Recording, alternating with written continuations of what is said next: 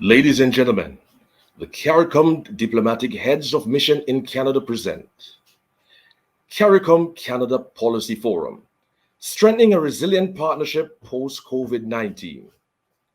Her Excellency Sharon J. Miller. Good morning, everyone. Welcome to the first in a series of engagements to be hosted by the CARICOM Heads of Mission in Canada with high-level members of the Canadian public and private sectors, along with developmental experts from CARICOM. Today's forum will focus on strengthening a resilient partnership between CARICOM and Canada post-COVID-19. I am joined by the members of the group of CARICOM heads, their Excellencies Sherry Tross from St. Kitts and Nevis, Waitt Authors from Haiti, Dennis Moses from Trinidad and Tobago, Kenneth Russell from the Bahamas, Chargé d'Affaires Masha Cadet from Guyana, and Andre Padmore from Barbados. CARICOM-Canada relations are of utmost importance to our governments and people. Canada has demonstrated over the years its commitment to being a reliable partner, actively engaged in our development efforts. With the advent of COVID-19, both CARICOM and Canada have agreed that the pandemic has created what could easily be described as the perfect storm, with our countries facing, at the same time, multiple crises in healthcare and the economy.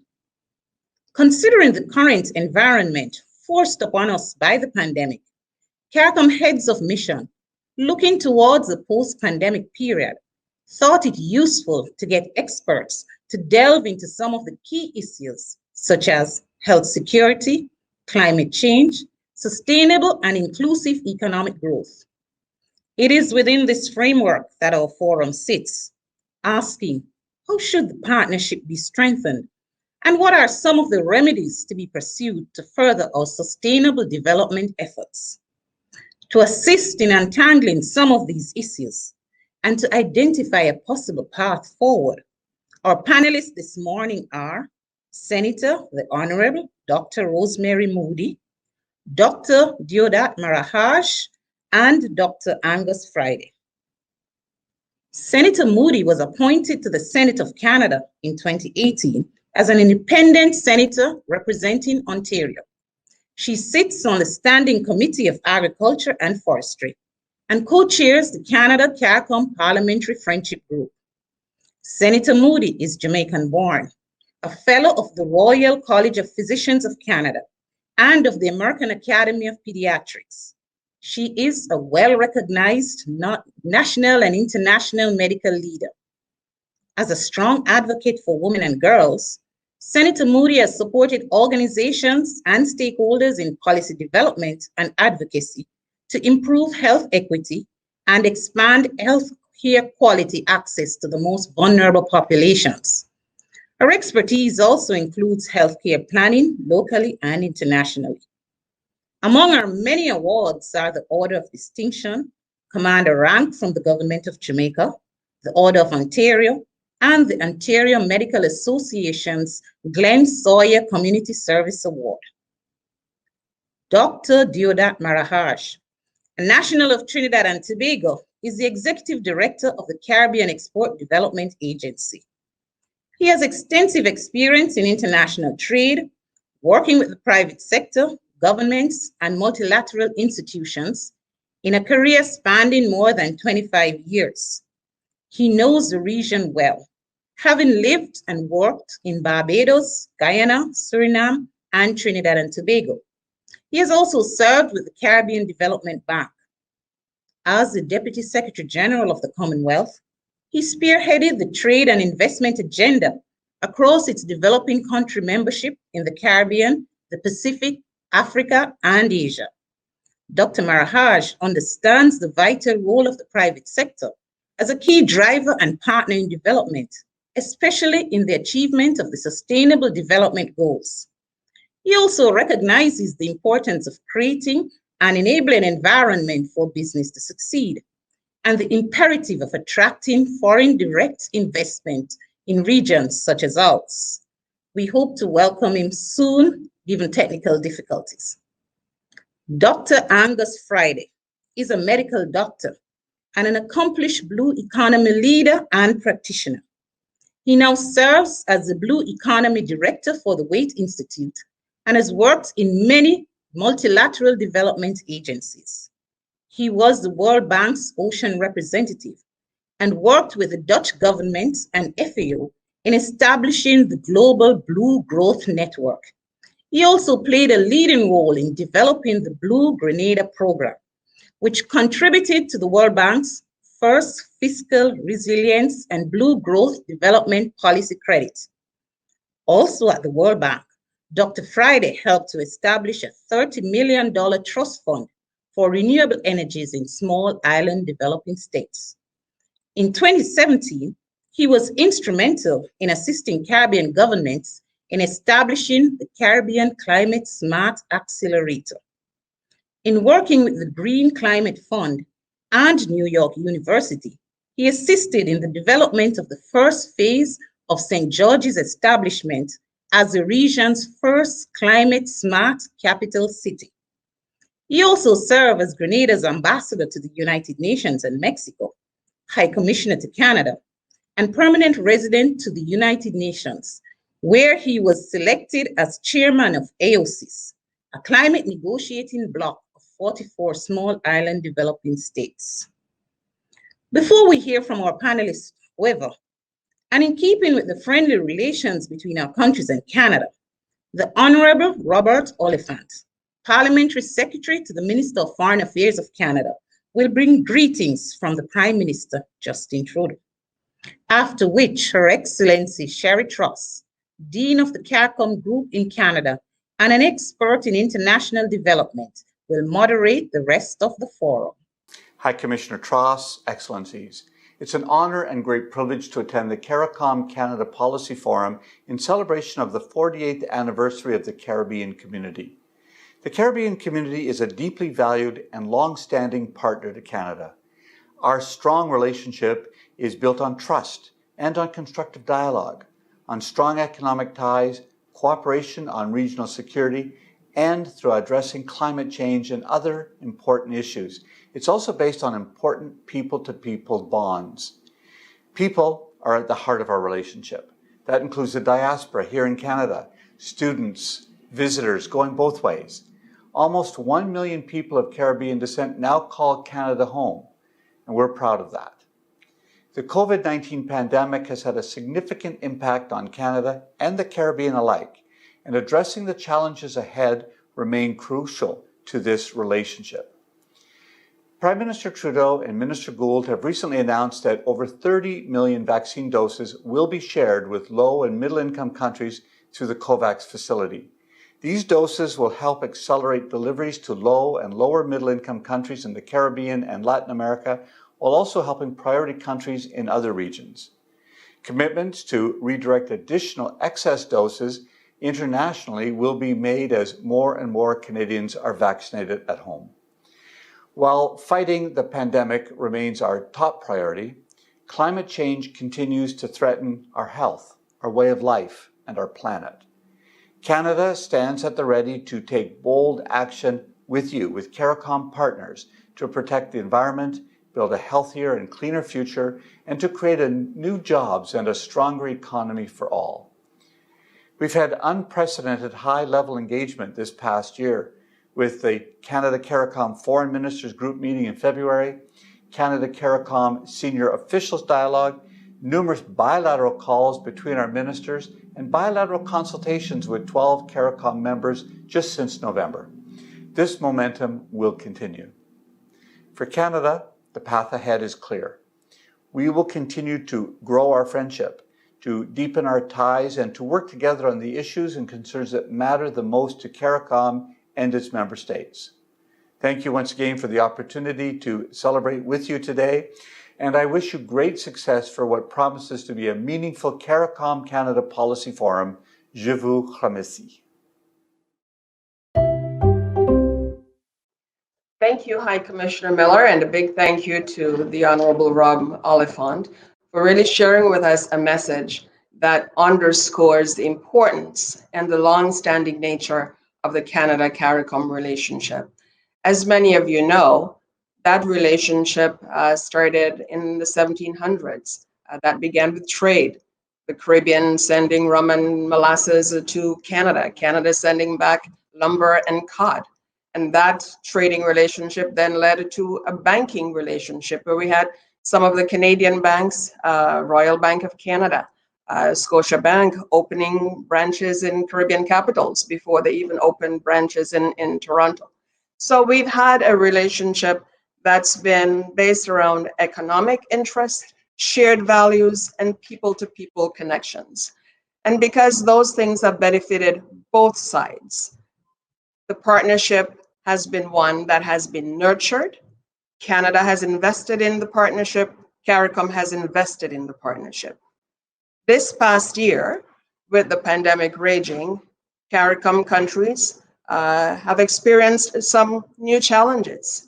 And much of the challenges that were already existing have been exacerbated. And we've seen a growth in terms of the economic crisis, a debt crisis, a public health crisis. And we've been looking at really constructive ways in which we can build back better, as they say. But we want to build back better, not just as a cliche, but with very concrete ideas and plans about what we can do. And so, looking at this long-standing relationship with Canada, we thought we'd have this discussion today, which looks not just at what has gone, but what we can do together going forward. So, with that in mind, let's start with the issue that's top of mind, the issue of health. And we'll start with Senator Moodie. Senator Moodie, you've been a pioneer, frankly, and a leader in the medical field. And you are talking about and writing about health equity and access to quality health care long before these topics became popular. In the current situation, Canada has very generously given to the COVAX facility, which has benefited CARICOM. But beyond that particular initiative, can you share with us, from your perspective and experience, some measures that can be taken to ensure that the fallout experienced from this pandemic is not repeated in the future? And where do you see opportunities for improving health security? Thank you very much, High Commissioner Tross, for bringing us together for this really important conversation. And High Commissioner Miller, thanks for your warm introduction. Just to talk very quickly about some of the challenges that we have seen, as you point out, and many have mentioned before, in addition to the health service impact, there was food insecurity and some really specific concerns around increased sexual and gender-based violence and thousands of children out of school. So a really broad, widespread issue that is challenging the region and many countries around the world as well. When we look at health security, there are already some really strong partnerships that we have together. We're working together to strengthen and mitigate biological threats in the Caribbean, to prevent, detect, and respond to infectious disease outbreaks, to develop some technical solutions for sustainable laboratories and low resource environments. Along with some shared work of interest, antimicrobial resistance, non-communicable diseases, mental health, capacity health promotion, and things like that. All of which are important and strong alliances already that will help prepare us for the future. But an important, very important future concern will be how our public health agencies continue to work together to strengthen our health surveillance systems to protect us against the next threat. When I look at the biological threats that the Caribbean is facing, like the rest of the world, we are going to need to work through resource sharing and enhancing regional capacities to prevent and detect and respond to the infectious disease outbreaks that are coming to us. We in Canada were not ready. We also were challenged with the fact that vaccine access was an initial issue for us because we were dependent, like a number of countries, on others to manufacture our vaccines, and we were vulnerable to vaccine nationalism. I think that this is an area that is important for us to think about, because although we were able, through our sheer size and economy and our spending power, to rise above that, that is an issue for many countries, especially CARICOM countries. And so we need to be looking at opportunities for shared capacity development, research and manufacturing, ways to improve vaccine access across the regions. I think it's also important for us to look at medical technology and other pandemic necessities, how we are manufacturing those PPEs. And again, to harmonize on appropriate standards for border control, infection control, and things like that. All of those will be the future of how we can share our experiences and our capacity and our knowledge to improve the outcomes. Thank you, Senator. You raised some really important points, and I want to jump off from that and perhaps ask Dr. Maharaj, given what Senator Moodie just reflected upon in terms of vaccine access and the difficulty early on in the pandemic, even for a country as big as Canada, we know that supply chain issues and access issues emerged very early in the pandemic, and quite frankly have continued. Certainly, it's still the case for the Caribbean and many other countries around the world. You think about a lot about how to create business and investment opportunities.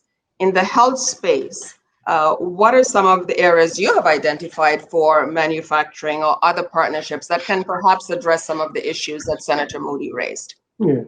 Thank you so much, High Commissioner, for having me on this very important conversation, fellow panelists, distinguished ladies and gentlemen. I think at the outset, what I would like to state is that we in the Caribbean, we have had a strong and inextricable historical connection with Canada. I mean, we have strong people-to-people relationships.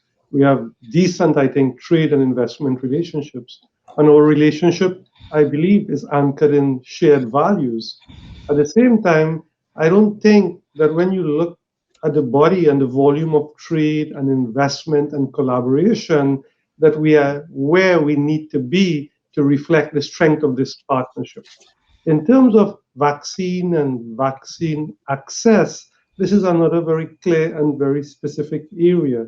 I think Canada, as a very strong friend of the Caribbean, is well placed as well to support and facilitate South-South collaboration and to help with respect to making investments to ensure that we with respect to health-related matters and vaccines and access to vaccines, that we support and facilitate options in terms of manufacturing in developing countries. Canada would have also faced the consequences, as the Senator so eloquently indicated, of vaccine nationalism.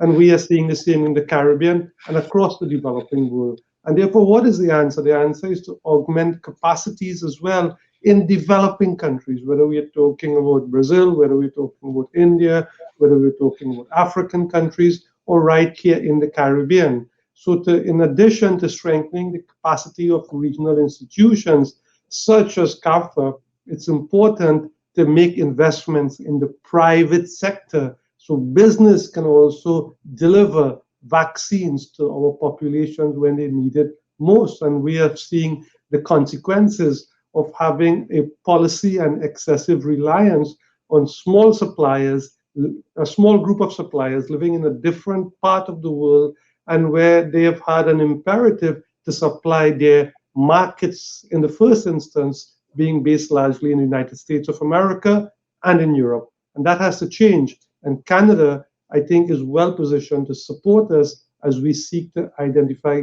alternative suppliers and to help build the capacity to produce in developing countries as well.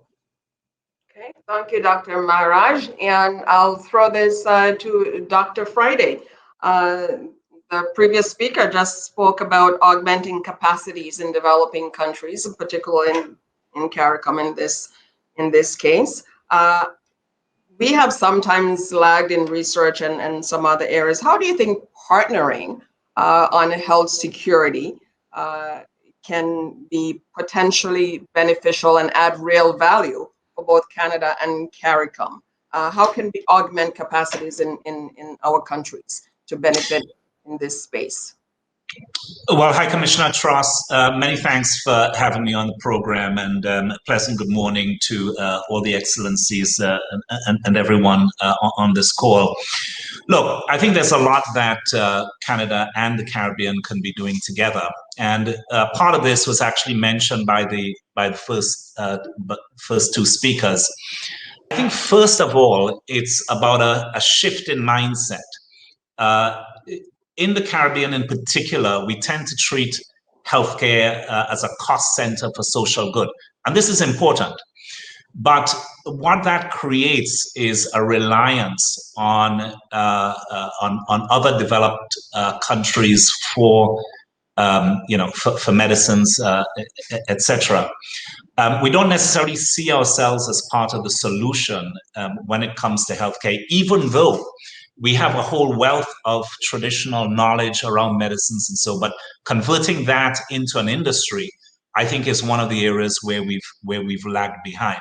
So first of all, to use a phrase coined by the Prime Minister of Barbados, we need to pivot. We need to pivot our mindset and start thinking about healthcare. And as we've clearly seen with COVID, as an area for national security. And secondly, we need to be thinking about it as an area for economic development, not just in terms of managing the downside, i.e., you have concerns around Zika or dengue or COVID, as we've had, which has completely shut down our economy, our tourism-based economy. We need to think about the economic opportunities that can spring forward from this. So I'd like to just very quickly mention a couple of these. We see that a country like Cuba is actually very advanced in terms of their medical research and development program, their ability to come forward with new drugs, be it for diabetes, new biotech products. And they're even working in the area of COVID as well. HIV/AIDS. The first successful treatment for HIV/AIDS was a drug called AZT, and that actually comes from Caribbean coral reef. So in summary, what we need to be doing is developing first of all, changing the mindset and developing the institutions to look at our traditional sources of knowledge, to look at the wealth of bioactive compounds we have on land and at sea, and to marry that with finance, so that research and development can lead to spin-off opportunities, which can become companies and corporations to export to the rest of the world. So I think this is one of the areas where Canada and the Caribbean can partner more closely. Thank you. Fantastic. Picking up on what you said, you talked about pivoting the mindset, building capacity, the importance of research and development, and how that can spin off into investment. I want to use that and jump then into building better, more sustainable and inclusive economies. And I'm going to start with Dr. Maharaj, because the fault lines of the pandemic, I think, highlighted where we have some challenges, both at the level of policy and practice. But at the same time, it has also brought into focus new opportunities that we can perhaps pursue. From your perspective, Dr. Maharaj, and you have written about this, you noted in a recent article that I read that the post-pandemic emphasis must be on fast-tracking recovery and building resilience. And you listed a number of different areas, including unlocking finance, optimizing new technologies, investing more in MSMEs, and so on. Could you give some further insight into this and how you look at this building better, more sustainable and inclusive economies? Yeah, thank you so much, High Commissioner.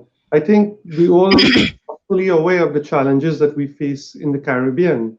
It's a time of immense challenge, but it's also a time of immense opportunity. And there have been many opportunities that have been created as a consequence of COVID-19.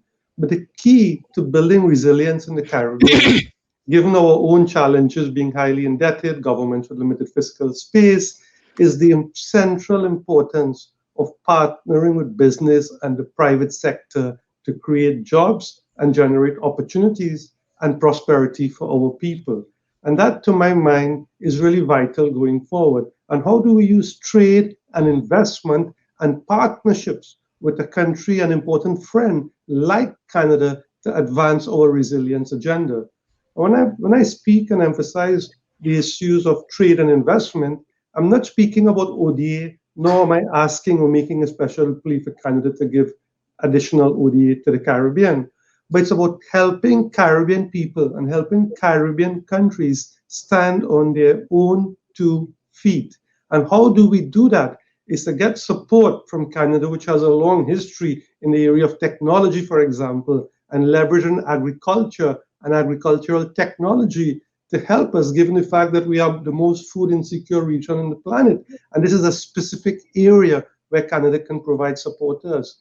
Our micro, small, and medium scale enterprises need to enter the age of digitalization and technology.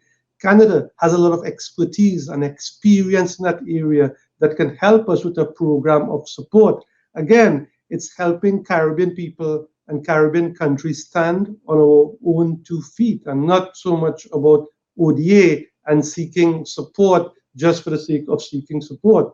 I would also want to emphasize that there are key opportunities in the non-tourism related sector. Around 50% of Caribbean countries in terms of GDP come from the tourism sector. But 9/11, Hurricanes Irma and Maria, and now the COVID-19 pandemic have all shown us the acute vulnerability that we have when we rely on one main economic sector. And that is precisely why we at the Caribbean Export Development Agency, we are focusing on non-tourism related services as the next frontier for Caribbean business.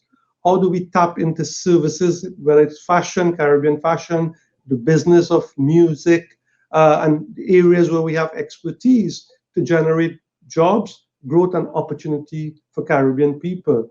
We want to also take advantage of CARICOM. We presently have a free trade agreement with Canada called CARICOM, which provides for around 99% of goods and services from the Caribbean going into Canada on a duty-free, quota-free, tariff-free basis. And we need to work closely with Canada so our business people can take advantage of those opportunities. But I want to also indicate quite clearly that it is a two-way street. It's not the Caribbean only seeking opportunities in Canada. Given our strong historical ties and connection, there are immense opportunities for Canadian business people to come to the Caribbean. Given the imperative of climate action and the importance of transitioning to a green economy and the excellent work Canada is doing and the Canadian private sector is doing in that area, there are also immense opportunities for the Canadian private sector in the Caribbean as we work together to create jobs, growth, and opportunity for our people. You know, doing the same old will not give us different results. So we really have to advance in an agenda to fast-track recovery and build a resilient Caribbean in partnership with strong allies like Canada, which would provide benefits for Canadian people as well as our people here in the Caribbean.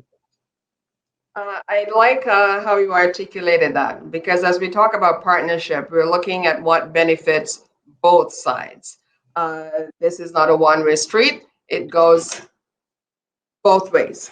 And you mentioned tourism, which of course for the Caribbean is a number one industry for many of our countries, accounting for more than 50% of GDP. And this past year really has sort of shown the soft underbelly of the industry, which has reeled from the impact of the pandemic. And you're getting into a very important point, and that is in terms of building back stronger economies, that we have to look at non-traditional areas for business and investment. And Dr. Friday has been working in one of these areas, blue economy. So I'm going to throw this to him and get his take on where we can go from here in this area. Thank you, High Commissioner. I think the first thing to realize is that, the Caribbean Sea actually binds us all together as a region. And that Caribbean Sea generates $407 billion per year, according to some work done by the World Bank back in 2016. So this is an area of great opportunity. Clearly, we're very much aware of that because a lot of our industry is related to the coastal area, which is on tourism. But as was pointed out by my colleague earlier, this is a sector which is hugely vulnerable. So we need to find ways to concentrically diversify the tourism sector. We could be doing a lot more, I think, working with Canada on, for example, medical tourism. There's a lot that we can be doing there to actually help Canada to reduce its healthcare expenditures by working with players in the medical and the tourism sector, so that medical and wellness tourism can become an important component of the tourism industry, which would be less vulnerable to cyclical vagaries of the market. So that's one area. I think another area is that of sustainable fisheries. Canada is well aware of what happens when fisheries are not managed sustainably.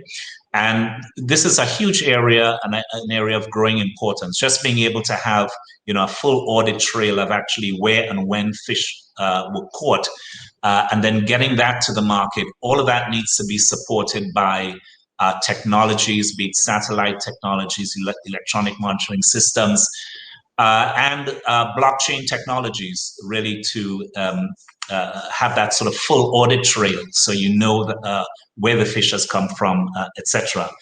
Aquaculture now accounts for about half of the fish that we eat. And it's going to be important in the Caribbean that we also move to this area, because it's going to help to reduce pressure on the environment. And this is going to be important if we want to also have a robust tourism product. Blue biotechnology, I've already given the example of AZT, but there are thousands of new chemical entity and drug candidates coming out from the oceans. This can be an area where we can collaborate with Canada. All of that is going to need to have the financial infrastructure to be able to convert, to be able to move into some of these new areas. We know that the existing banking sector often risk averse, and therefore we need to put heads together to see how can we, for example, not only rely on debt financing, but how we can also move towards more equity funding, how we can harness the power of the internet for things like crowdfunding, etc. So the financial architecture is going to be very important if we want to diversify our economies, because we're moving into areas with a little bit more risk. Thank you. Thank you.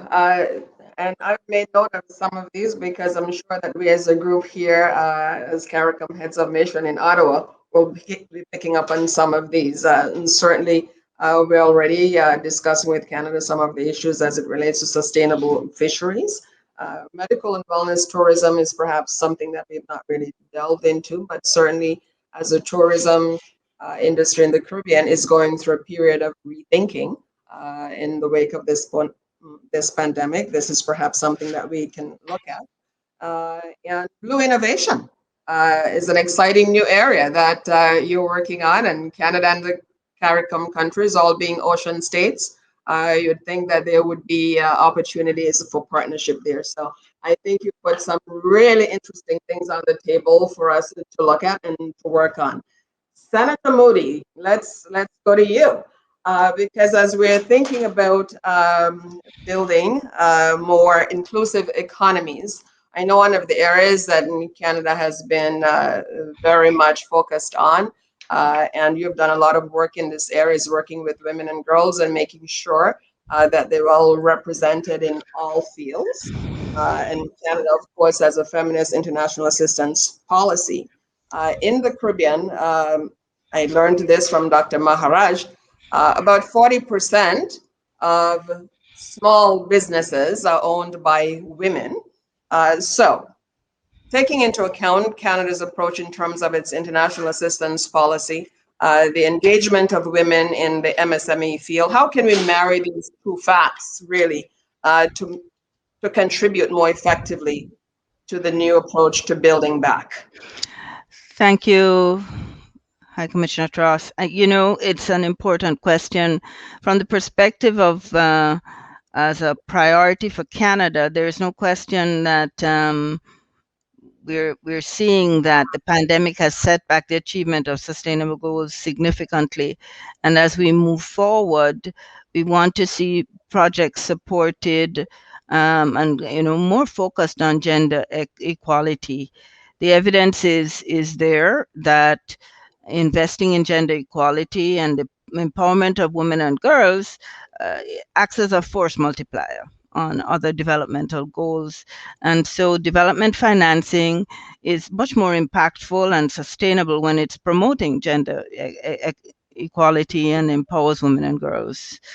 Looking at empowering women and girls as managers, traders, suppliers, producers, workers, and consumers will drive local business growth. The program you mentioned, the Feminist International Assistance Program, really takes into account, interestingly enough, that the traditional grant and contribution arrangements of the past have been used to achieve some progress, but that we really do need to commit to better leveraging the existing official development assistance, to mobilizing new streams of public and private financing, and using tools from across the innovative financial spectrum, pay for results structures, guarantees, equity, as one of our previous speakers spoke about, attracting new resources and partners to complement the existing financing, and increasing mechanisms that provide us with new approaches for pooling private and public resources to develop and scale up activities, creating initiatives with the private sector, public investment philanthropists, civil society, and other areas, investment ready and bankable sources, and generating positive social and economic benefits from these activities. There are a number of tools. I'm certainly not the expert in the financial tools that we can use, but focusing on some of the key areas of health technologies, green technologies, we need to find and use the more innovative and newer tools that harness a broader base of support, and are focused on women, are focused on access for women who are in many of our societies the backbone of our communities, and our homes and our lives, and advancing their access and engagement. So I think that that's one of the things that we as a country in Canada really need to focus on. And there is recognition in all activities that this is a direction that is necessary and is going in moving forward our partnership with the CARICOM companies. We can't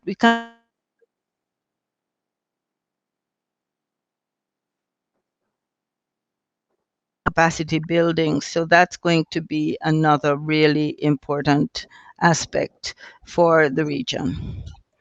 I'll stop there. I know you can keep going because there's so much to cover. There's so many aspects to this. Yes. Absolutely. And this is an area that's near and dear to my heart. And then knowing all of the work that you've done over many years in this space. I'm sure you can keep going. But let's switch to another issue that's of paramount interest for us, and that is climate change.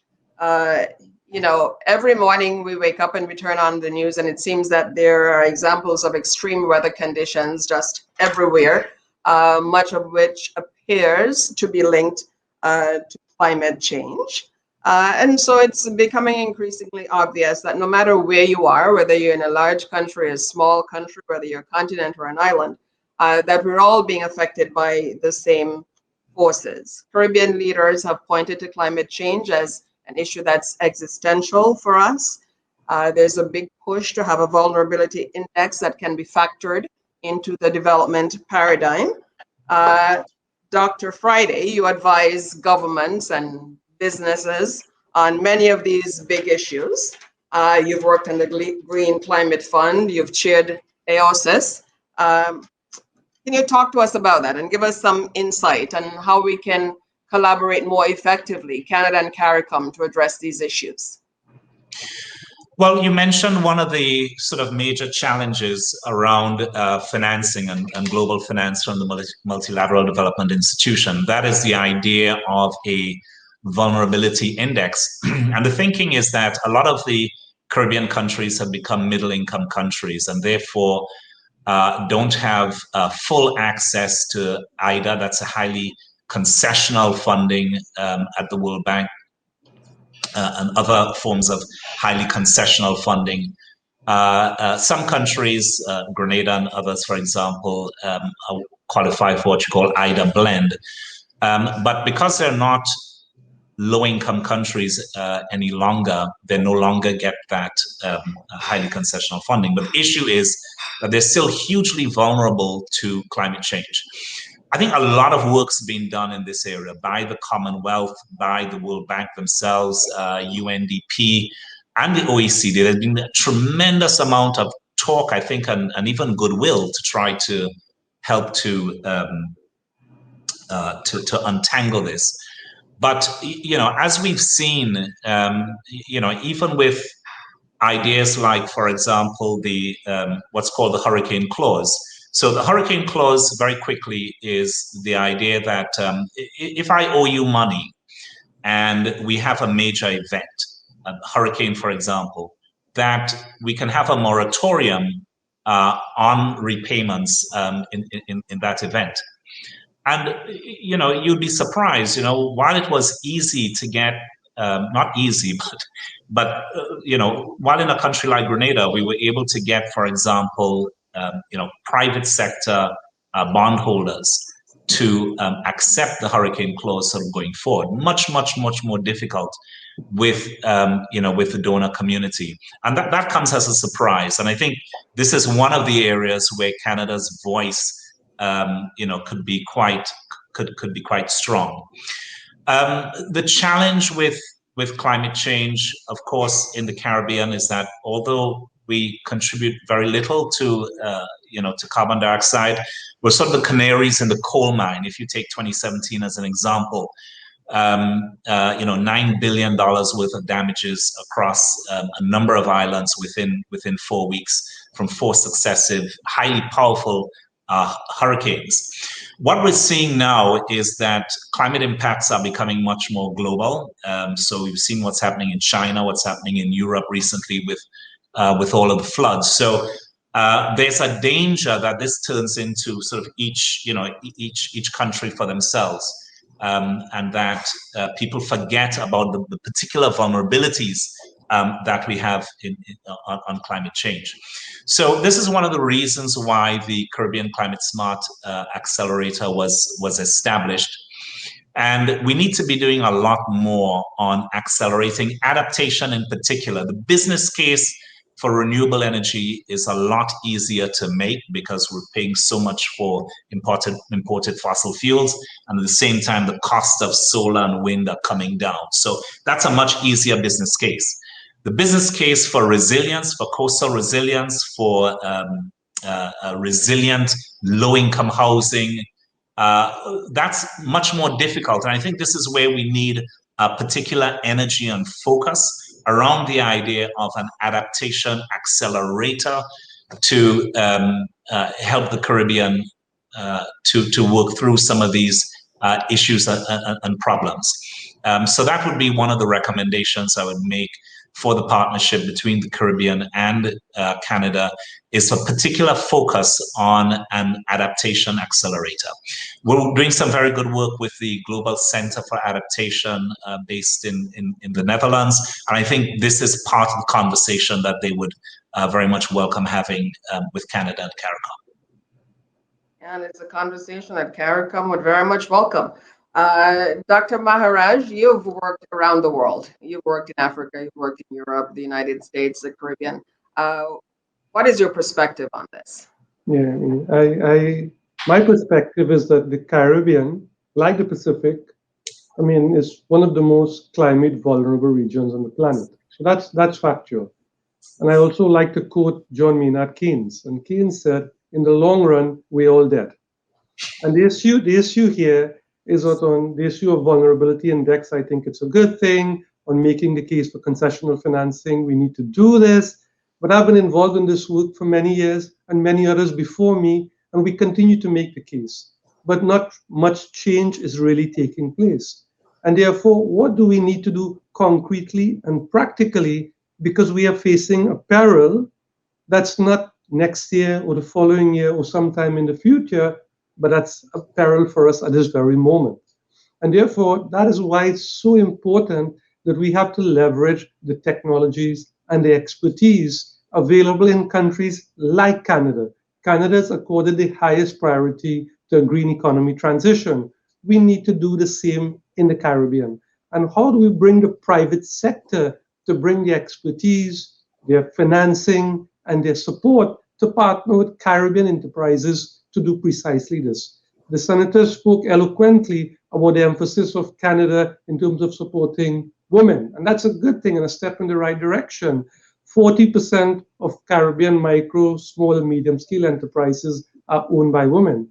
But we need to make sure that when we pivot and we transition to a green economy, businesses would go along as well. So we need to have a very specific support program for micro, small, and medium-scale enterprises to embrace a green economy transition as well.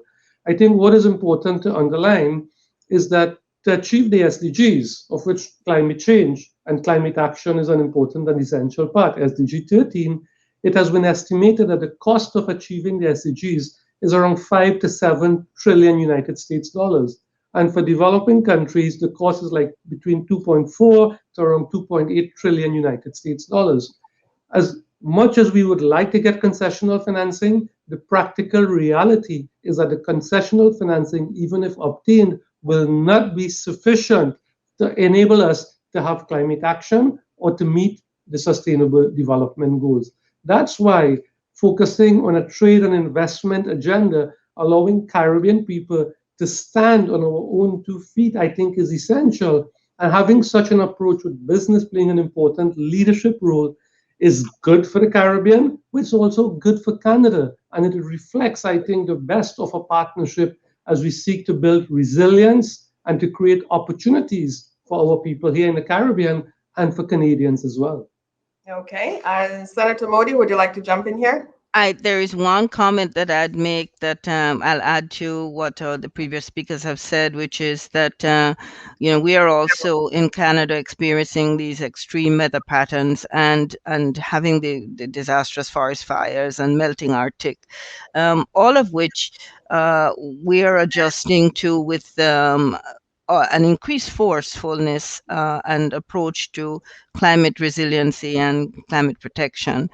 And I think that is where our partnership, not only in the hard and concrete ways that you spoke about, Mr. Maharaj, but in terms of also the partnership in terms of advocacy. We have an opportunity here to partner as a country with a region, Canada and the CARICOM countries, to lead the international community and to push towards meaningful action. I think that we have an obligation to continue our work both in terms of capacity exchange, technical exchange, and so on, to strengthen climate resiliency.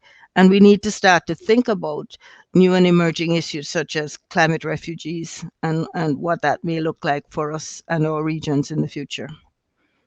Okay, and you're heading into some of the global issues that I want to address right now. And let's look at Canada CARICOM in the multilateral space. Later this year in October, Barbados will be hosting UNCTAD under the theme Aligning the 2030 Agenda on Sustainable Development with the Global New Normal created by the COVID-19 global pandemic. And of course, in November, there's COP26 in Glasgow. Dr. Maharaj, you've been the Deputy Secretary General of the Commonwealth, among other many senior posts that you've held. Perhaps you can share with us your thoughts on how CARICOM and Canada can work together in international fora to advance effectively some of those areas in which we have common interests.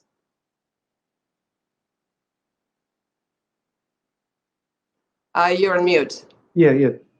Sorry about that. Just reflecting on the point that Senator Moodie said and made, I think it's not only about the hard and concrete issues on the trade and investment agenda, but it's how we can partner with Canada as a G20 country as well in the international community to advocate the issues that are really critical to us. And closely connected to that is the work that's going to happen when the UNCTAD Ministerial will be taking place here in Bridgetown, Barbados, though virtually. For us, SIDS, for example, small island developing states, we continue to be eclipsed and marginalized in the international trading system. I mean, when you look at the data, the contribution of Caribbean trade, CARICOM, Caribbean countries' contribution to global trade, we are actually declining. Our trade around maybe 15 years ago as a percentage of total global trade would be around 0.75 or around 0.75%. That has declined now to around 0.48 or less than half of 1%. And you take away Trinidad and Tobago, our contribution to global trade accounts around 0.23 to 0.24 or less than a quarter of 1%.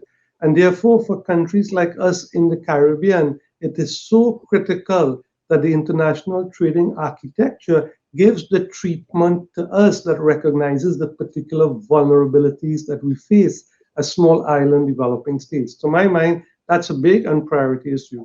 A second important issue has to do with financing, and financing for the trade and investment agenda, enabling our business community to be able to stand on their own 2 feet and to have development assistance focused on these areas. And the third platform really has to be to ensure that we work with a country like Canada and team up with other vulnerable regions like the Pacific, so we have a greater voice internationally to advocate on these issues. Because time is really of the essence, and the time to talk is essentially over, and the time to act is actually now.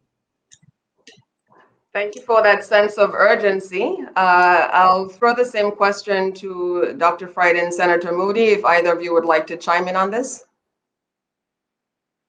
Well, Dr. Moodie. Go ahead first. I think the world has changed fundamentally as a result of COVID, and it's very important that we recognize these changes and that we adapt to what a new world is going to look like going forward. Clearly, the days of people commuting to work, traveling around the world for conferences, we see as we are meeting now the ability to exchange information through Zoom, Microsoft Teams, and platforms such as this one that we're using. That technology is basically allowing us to digitize much of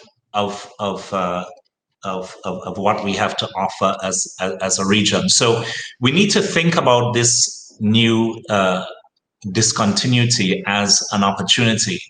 It's an opportunity to connect our people to the global economy, And it's an opportunity to get more and more of our cultural products and services, for example, out into the global market. So this is a fundamental shift in the way we think about trade, for example.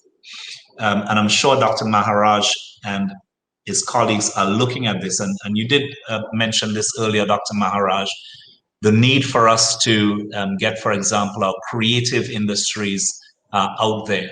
So I think that there's a new shift that has come, and we need to figure out how the Caribbean is best poised to take full advantage of that in this new era of digitization. The first time I went to a COP was back in Bali in 2007. And I remarked at the end of that, well, given what we've achieved here, we didn't need to fly 12,000 people to Bali. We could have done this by email. I think it's a very flippant remark, but I do think that there's a lot more we can be doing in terms of international agreements and so on, using the digital space, because it allows us to speed up the iterations to reach international agreement. If you have to wait every year to have a COP, and every quarter, every half year to have intersessionals, the speed of change and the rate of change is going to be that much slower.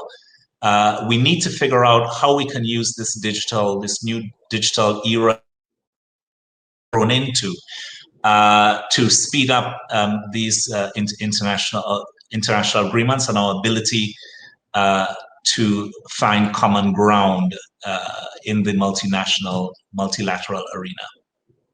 Okay, so we're running out of time. We have about 3 minutes left, so I'm going to use moderator's prerogative, and I'm going to give everybody a chance here to close out. And let me throw this at all three of you. We have elections coming up in various countries in the Caribbean in the next 12 months. We'll probably have elections here in Canada sometime soon.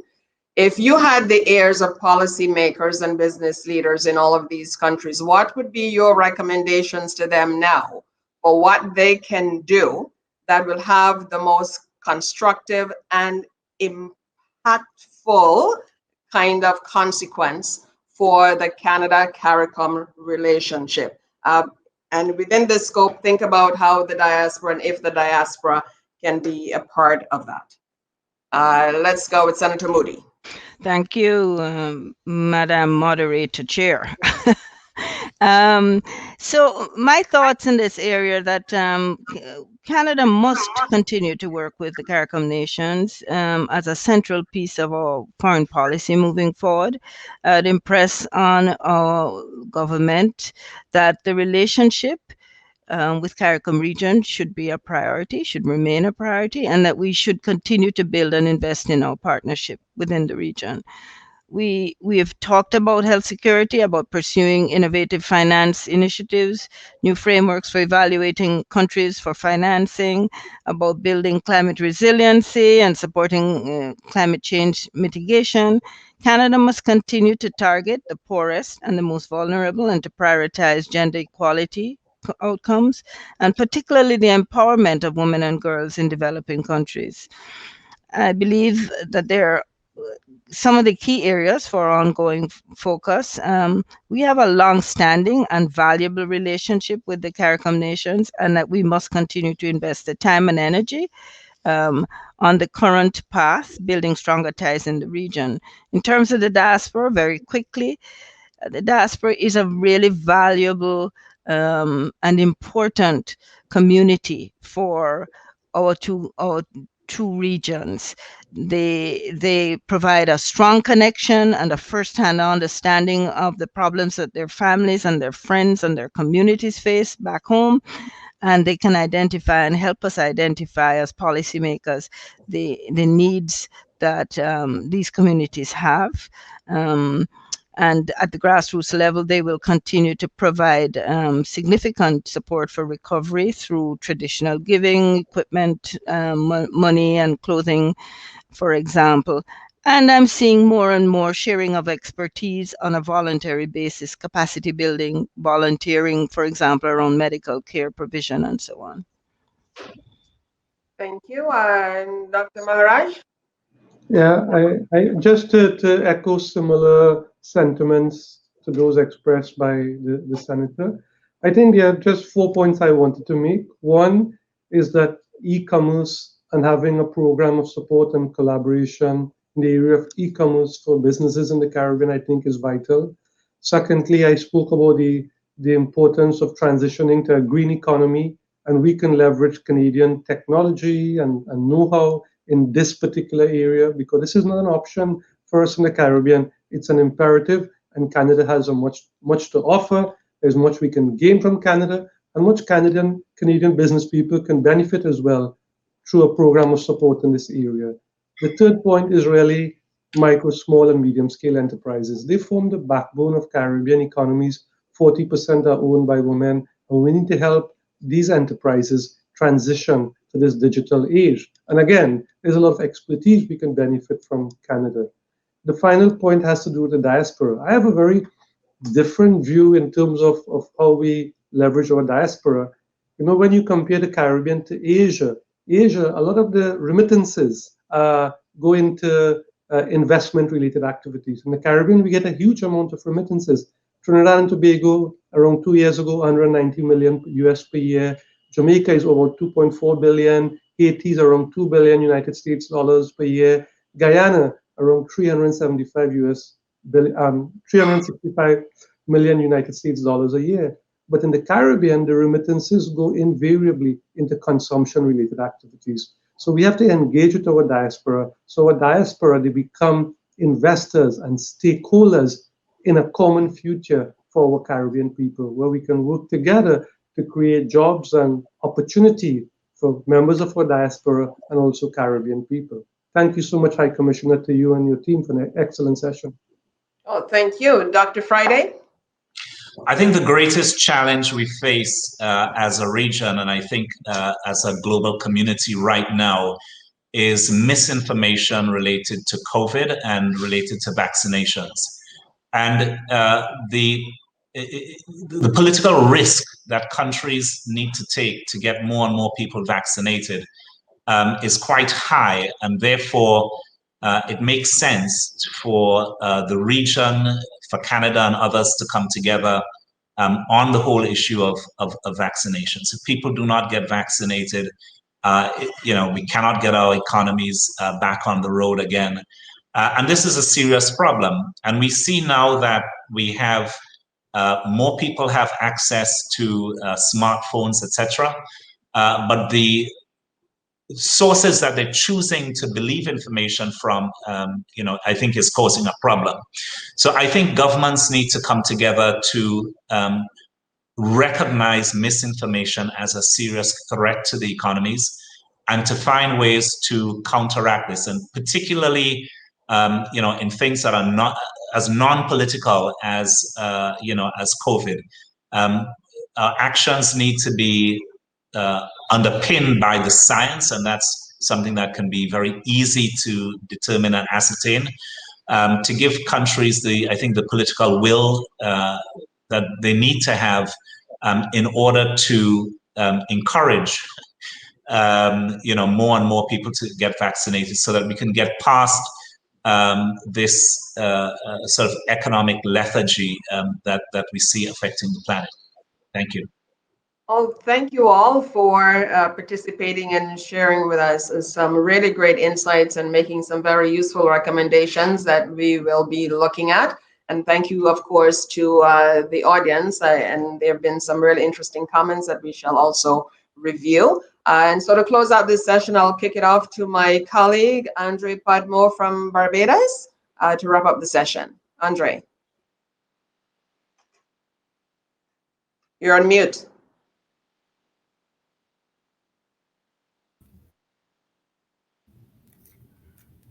Thank you, Dean. Distinguished ladies and gentlemen, it is my distinct honor to express the sincere gratitude on behalf of the CARICOM Heads of Mission here in Canada. to the many actors who have ensured that this event today was a success.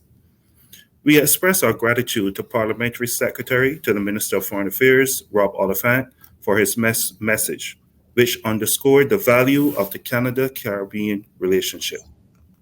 To the panelists, Senator the Honourable Rosemary Moodie, Dr. Angus Friday, Dr. Deodat Maharaj, who have reconfirmed the importance of the CARICOM-Canada relationship through a discussion discussing a sample of critical priority issues, namely health and health security, tourism and diversification, the management of the blue economy, climate change, and financing for development.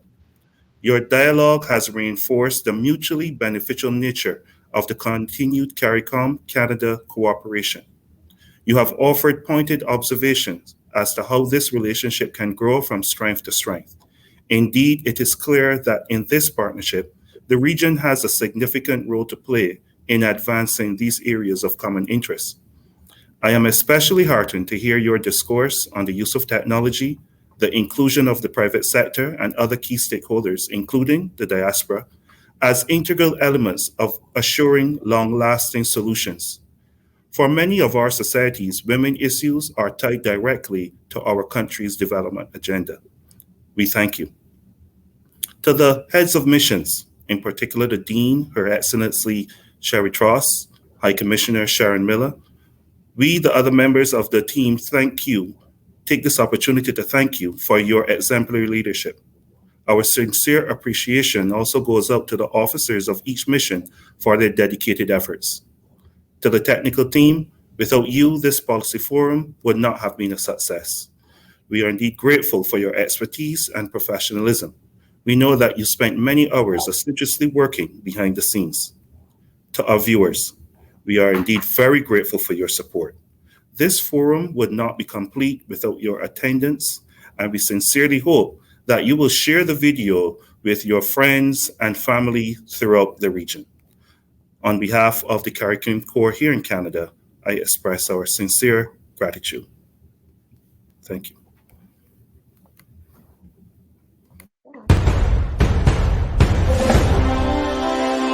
From many distant lands, our forefathers came, some seeking adventure, some bound in chains. Battles waged and fought, through victory and pain. By test of their courage, our freedom was gained.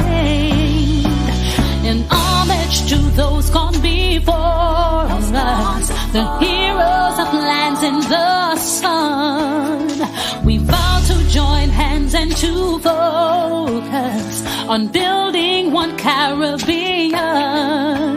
Raise your voices high and sing of your Caribbean pride. Sing it loud and strong till our hearts beat as one. Celebrate in song as we rise to heights where we belong.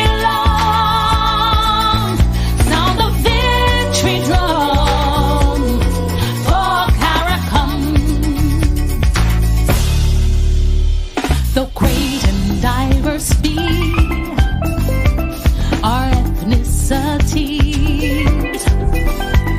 the bonds that unite us are stronger than these. We dine, we pray, we love, we dance and we play. We relate to each other, rest in your way.